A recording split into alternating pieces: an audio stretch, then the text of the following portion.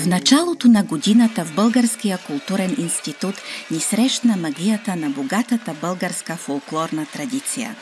За посредник послужи фотоизложбата на младия словашки фотограф Михал Хертлик от 28-я Международен фестивал на маскарадните игри Сурва в Перник. Фестивалът популяризира варианти на древна ергенска обредност, достигнали до днес. Представлява най-авторитетната изява на традиционни народни игри и обичаи с маски в България и на Балканите, известни с наименованията сурвакари и кукери. От 2015 година кукерските и маскарадните игри от България са включени в списъка на нематериалното духовно наследство на ЮНЕСКО. Всяка година в България през януари и февруари протичат кукерските игри. Те са много древни и етнографите смятат, че тяхната история проистича от традициите на Дионисиевите мистерии, които са се извършвали през античността на земите на днешна Тракия и Древна Гърция. Бог Дионис е бога на виното и негови приятели и помощници са били Пан, сатирите, които са митологически същества и които всъщност са имали рога, копита и човешки тела. Съответно, кукерските маски и кукерските костюми много приличат на тези традиционни антични образци. Под тази изложба вие ще може да видите най-старите маски, обикновено изобразяват волски глави, глава на козел, на други животни, които все повече и повече придобиват една мистичност, една приказност и фактически вече се превръщат и в същества, които ги няма в реалността. Ja som sa prvýkrát dostal do Bulharska pred 4 rokmi o takomto čase v roku 2015, pretože som tam išiel na študijný pobyt Erasmus, ktorý mnohí diváci aj poznajú.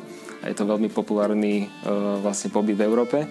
No a prišiel som do Bulharska a počas toho pobytu Erasmu som si prešiel takmer celú krajinu, ale keďže som aj zberateľom masiek, čo vlastne mnohí moji známi vedia, tak som si zistil, že Bulharsko má svoje typické tradičné masky, ktoré sa dokonca aj združujú na takom festivale, ktorý je jeden z najväčších nielen v Bulharsku a nielen na celom Balkánskom polostrove, ale dokonca aj v Európe.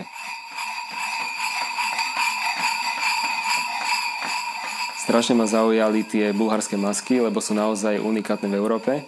Ja som navštívil aj iné nejaké festivaly alebo karnevaly, čo sa týka masiek po svete. Ale bulharské masky sú naozaj výnimočné, jedinečné a unikátne svojím nejakým pôvodom, históriou, farbami. Je tam pritom neskutočná farebnosť a ten temperament tých masiek. Tento festival Surva je niečo ako naše fašiangy, ale s tým rozdielom, že Bulhári k tomu pridali ešte tie špecifické masky, ktoré na tomto festivale môžete vidieť a celé je to také veľkolepejšie ako u nás fašiangy. Čo sa týka tých masiek, tak v podstate každá z nich je vyrobená z nejakého iného materiálu a každá má inú farebnosť, iný temperament, inú možno históriu za sebou a všetky tie masky sú niečím špecifické a na ten festival Surva chodia skupiny folklórne z celého Bulharska, no a každá tá skupina prinesie svoju nejakú vlastnú masku.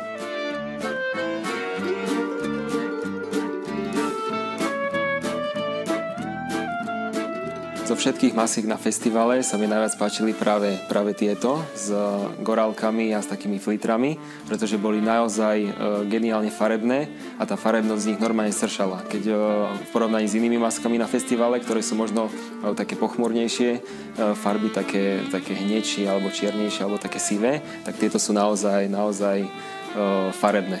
Ale potom sme sa stretli na festival napríklad aj s ďalšími maskami. Tie sú vyrobené či už napríklad z dreva alebo z nejakej umelej hmoty a majú na sebe rôzne rohy alebo pierka z vtákov a tak ďalej. Takže materiálov je naozaj mnoho a vlastne divák si môže vybrať tú masku, ktorá sa mu najviac páči.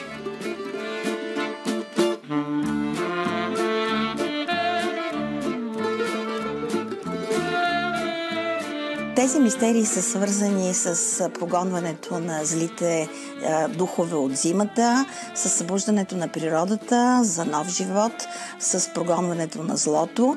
Затова и тези кукерски образи носят около пояса си едни огромни звънци, като танцуват под звуците на българските ритми, на равноделните български ритми. Те издават едни много такива внушителни звуци и се смята, че точно те гонят злите духове далеч от селата и градовете на древна България.